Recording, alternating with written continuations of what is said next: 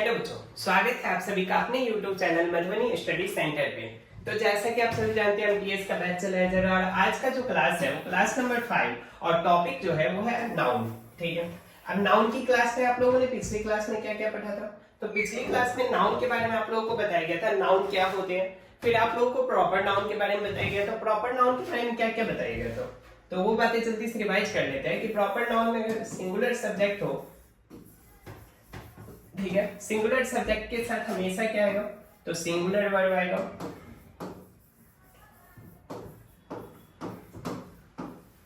ये बातें बताई गई थी। फिर आप लोगों को बताया गया था कि अगर प्लूरल सब्जेक्ट हो तो वहां पे प्लूरल वर्ब आएंगे।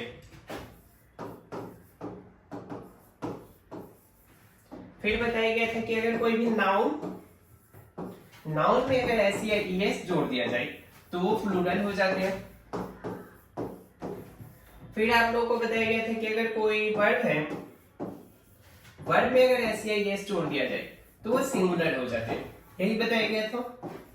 क्या क्या बताया गया था कि सिंगुलर सब्जेक्ट के साथ हमेशा सिंगुलर वर्ब आएंगे, प्लूरल सब्जेक्ट के साथ हमेशा प्लूरल वर्ब आएंगे। सिंगुलर नाउन अगर दिया हो उसमें अगर एस जोड़ दिया तो चाहे तो वो प्लूरल हो जाते हैं। वर्ब में अगर एस जोड़ दिया जाए तो वो सिंगुलर हो जाते हैं। ठीक है, ये 4 पॉइंट जो है वो आप लोग याद कर लीजिएगा। ऐसे तो बहुत ज्यादा जरूरी किया तो याद तो होना ही चाहिए।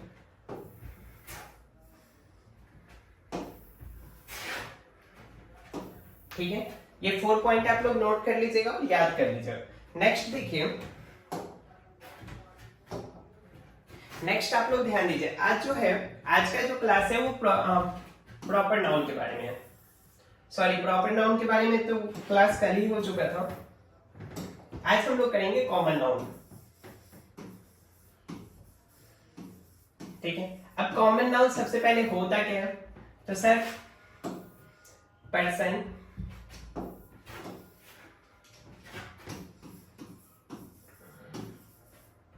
Palace, things. कोई भी कॉमन पर्सन, पैलेस और थिंग्स के जो नेम होते हैं उसे हम लोग कॉमन नाउन कहेंगे। अब कॉमन पर्सन, पैलेस और थिंग्स क्या क्या होते हैं? तो सर, अगर मैं एग्जांपल दूं, राम, मोहन, श्याम, इस तीन का नाम बोला गया। ठीक है, अब अगर तीन में पूछा जाए कॉमन क्या है, तो कॉमन क्या बताइएगा? क्या तीनों का नाम जो है राम, मोहन और श्याम ये कॉमन है? तो नहीं, तीनों का नाम तो कॉमन नहीं है। फिर अगर देखा जाए तीनों में क्या कॉमन है, तो पता चलता है तीनों जो है ना बॉयज है। तो यहाँ पर जो तीनों के लिए बॉयज वर्ड यूज किया जा सकता है, यही हो गया आपका कॉमन। और यही जो बॉयज वर्ड है उसे हम लोग कहेंगे कॉमन नाउन। चलिए देखिए, पर्सन के बारे में क्या बोले? राम,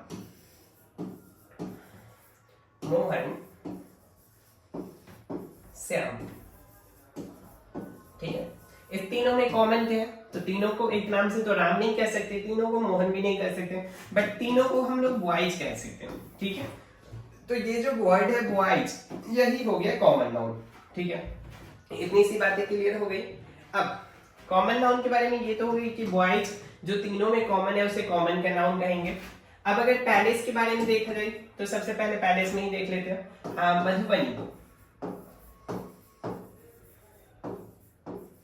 मधुबनी हो गया, पटना,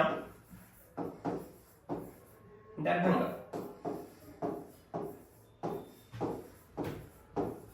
ठीक है, क्या इस तीनों के बारे में अगर पूछा जाए तो क्या आप इस तीनों को मधुबनी बता सकते हैं? बताइए, क्या इस तीनों को मधुबनी बताया जा सकता है? नहीं, मधुबनी नहीं कह सकते।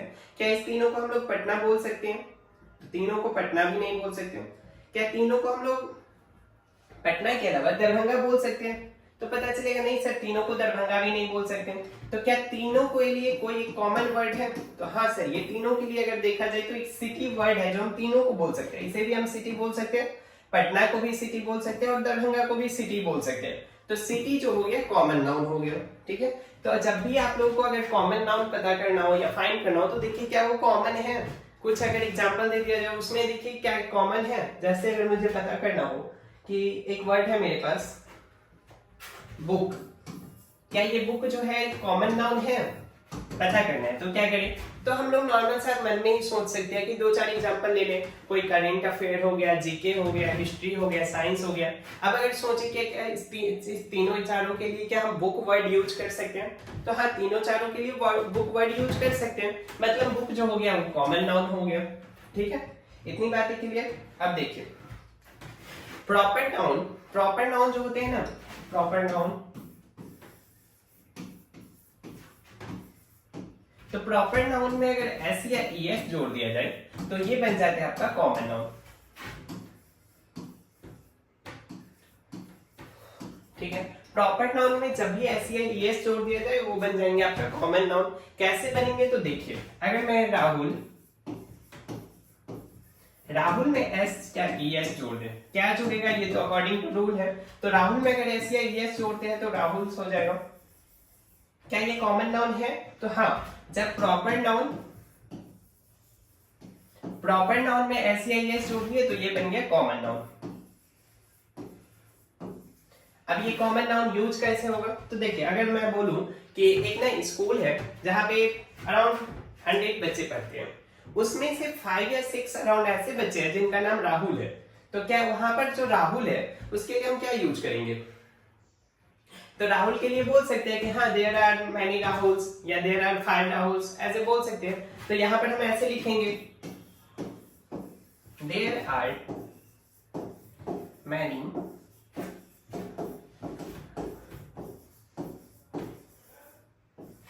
Rahul's, there are many Rahuls in the school या इन आवर स्कूल, ऐसे कुछ भी।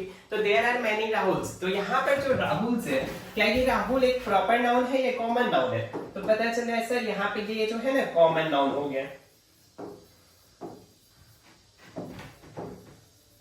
ठीक है, यहाँ पर जो राहुल है वो क्या हो गया? कॉमन नाउन हो गया। अब देखिए, ये बात क्लियर कि राहुल जो है यहाँ पे कॉमन नाउन हो गया। मतलब सीधा सा यहाँ पर आपको ये बात याद रखना है कि प्रॉपर नाउन में जब भी एस या ईएस जोड़ दिया जाता है तो वो क्या बन जाता है? कॉमन नाउन बन जाता है। ठीक,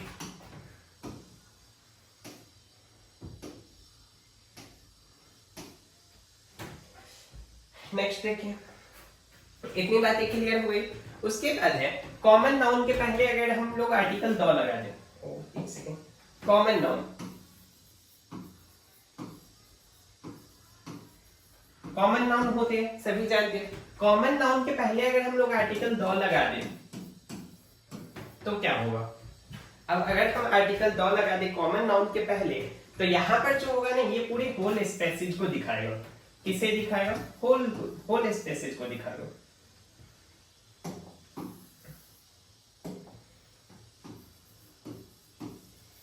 होल स्पेसिस को दिखाएगा, मतलब सीधा से अगर कोई कॉमन नाउन है उसमें अगर हम आर्टिकल द लगा रहे हैं तो ये होल स्पेसिस को दिखाएगा। और होल स्पेसिस को जब ये दिखाएगा तो किस फॉर्म में दिखाएगा?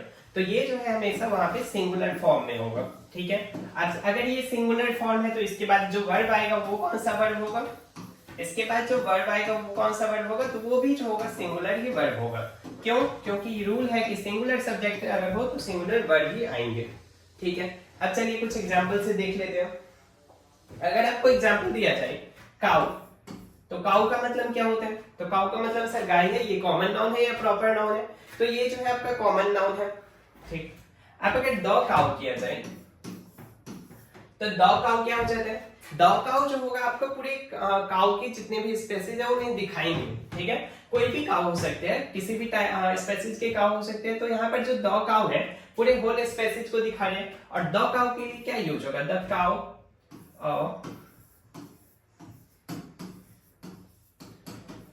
अगर ऐसा दिया जा रहा है the cow dot dot is a pet animal, तो क्या आएगा? अब अगर देखा जाए द काउ पूरे होल स्पेसिस को दिखा रहा है, तो ऐसा भी सोच सकते हैं ना, होल स्पेसिस मतलब एक से ज्यादा है, एक से ज्यादा है तो चलो आर लगा देते हैं, ऐसा हो सकता है। बट यहाँ पे आर नहीं होगा, क्या होगा? तो अभी बताइए कि जब भी द प्लस कॉमन नाउन हो तो वहां पे जो वर्ब लेगा वो खुद क्या होता है? सिंगुलर होता है। और खुद सिंगुलर होता है तो वर्ब क्या लेगा? सिंगुलर लेगा। तो यहाँ पे क्या हो जाएगा? इज हो जाएगा। ठीक है, इतनी बात क्लियर। नेक्स्ट अगर पूछा जाए मैन, चलिए एक एग्जांपल लेते हैं मैन। मैन, तो मैन के सामने क्या लगा दे? द लगा दे, द मैन।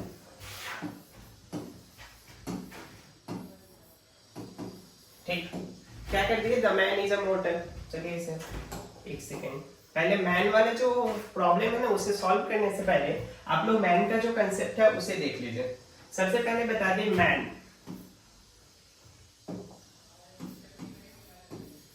ये जो मैन वर्ड है ना वो मेनली दो मीनिंग बताती है। कितने मीनिंग बताते हैं? तो मेनली ये 2 मीनिंग बताएंगे।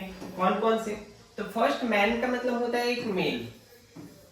क्या होता है? मेल होता है। और ये कितने को डिनोट कर रहे हैं? ये 1 को डिनोट कर रहे हैं।